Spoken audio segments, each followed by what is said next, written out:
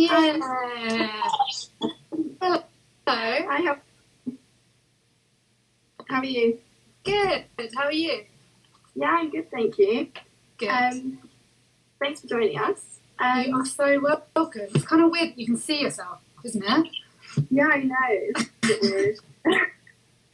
Yeah, so to start us off, do you want to tell us a little bit about your... The Worldwide Tribe, which is an online community of people supporting refugees in various ways. So we do lots of storytelling and raising awareness, lots of education-based work, and film, photography, storytelling online, talks in schools and universities, but also we have a podcast, which has been what has been my main focus recently, telling lots of really amazing stories of really amplifying the voices of people with incredible stories. Oh, great. Okay. So at the moment then, in terms of the coronavirus pandemic, how is that sort of affecting your work and also some of the experiences that you have heard about? Yeah, I've actually spent the day today. I'm recording the new and working on the new podcast episode, which is coming out on Thursday. And it's with an incredible doctor who has been working in Kutupalong refugee camp in Bangladesh, which is the biggest refugee camp in the world. And it's just been really incredible to hear her perspective on the situation there, how they're preparing. They haven't had a case in the camp yet, but they have in the host communities in the surrounding areas and some of the healthcare workers. I think there's been 4 cases of healthcare workers in the area contracting the virus, so they're kind of preparing for that to come. And so, yeah, I've been focusing really on putting out the message of what is the situation, especially in this camp where I spent that. We are very privileged to be able to follow these rules that we are hearing kind of reduce the spread of the virus. Things like isolation and quarantine are definitely a privilege and not available to people living in camps. So that's something that we've been talking a lot about recently. Yeah. So what kind of things can...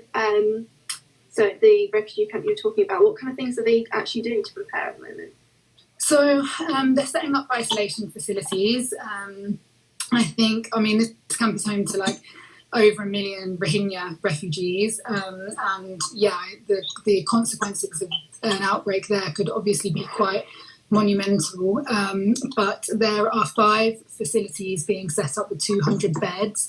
But I think as in a lot of kind of low resource settings, you know, there are always going to be a lack of things like PPE and beds and oxygen and other treatments. So, yeah, I mean, they're preparing as best as they can. But I think that, I mean, from the people that I've heard from, there's a lot of anxiety around how it will play out when it happens. Yeah, that definitely sounds like something that more people need to be aware of. Obviously, I think everybody's sort of focusing on things that they can do for their local communities and themselves. But yeah, it's a really vulnerable population of people. Yeah, I feel like often, I mean, I don't know about you, but for me, a lot of the most vulnerable groups like refugees and also homeless communities, even locally to us, are a little bit forgotten in the general media. So that's definitely something that the Worldwide Tribe is trying to counteract and trying to promote these stories. And I've also been working on a project recently which is maybe worthwhile sharing, called People of the Pandemic, which is also an Instagram account. It's just People of the Pandemic, and it shares the stories of everyday people around us who are still working, who are kind of keeping society going. It's those everyday heroes. It's one story every day, from photographers all over the world. And that's been a really lovely project to focus on during isolation, because it's been a way, I think, to, again, amplify the voices of those people that are very often going unheard.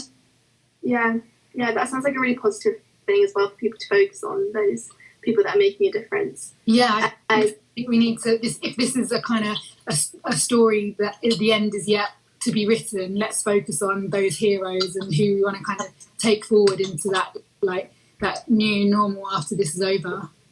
Yeah, exactly. And the podcast that you mentioned, in case people want to check that out, what's that called?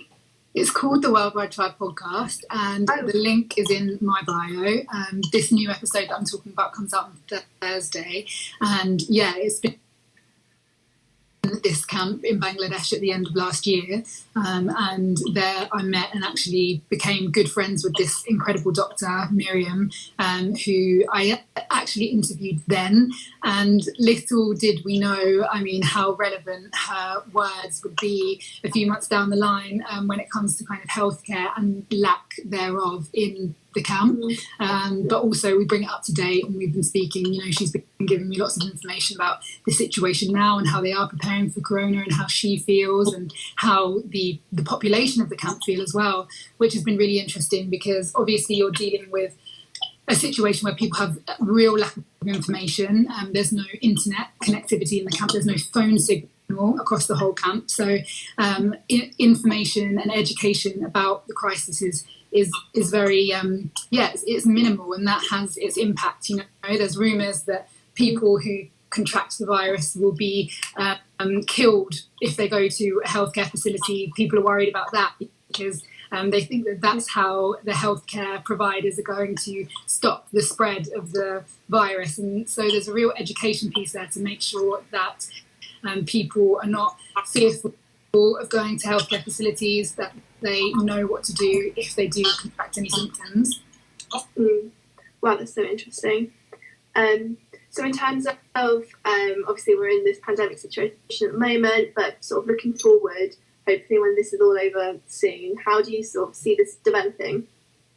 Well, I think tangibly that's a really hard question to answer because none of us know how the world will look after this, but I definitely think that on a kind of more emotional and kind of mental level, that there will be a shift in empathy, or at least I hope so. I hope that, you know, we in the West, where we are very comfortable when it comes to kind of being able to lock down in our houses, and hopefully we will start to understand that, like, these things that we've always, that life can change very quickly and it's kind of out of your control, and that's something that we've always, a message that we've always shared when it comes to the people that we work with who have had, you know, external factors change their lives dramatically, and had, you know, lack of freedom of. So I hope that it increases empathy and brings us together as more of a kind of global community, because we've kind of shared this experience in some way, even though it looks different for everybody depending on their situation. But yeah, so I hope that, you know, in terms of general societal attitudes, there's a shift there for the better. Yeah. Well, that kind of brings me on to my final question. So, for example, the people that are watching now, what sort of things could we all be doing as individuals to help with the situation? It's a great question. And I always say, you know, for each individual, this looks different because each of us has a very individual set of skills and interests, and everyone has something individual to offer. And that's really what the Worldwide Tribe is about as well, is kind of connecting with that and what it is that you want to bring to a situation. But I do also think that lockdown provides a really beautiful time and opportunity to learn, and those of us that do have access to information and the internet, it's great to be, you know, listening to podcasts, and definitely listen to the podcast on Thursday. That's one thing that everybody can do. But yeah, educating ourselves and the people around us and starting these conversations, you know, that's a really accessible place to start that we can all do. Yeah. Oh, well, thank you so much, Jasmine. That's honestly so interesting.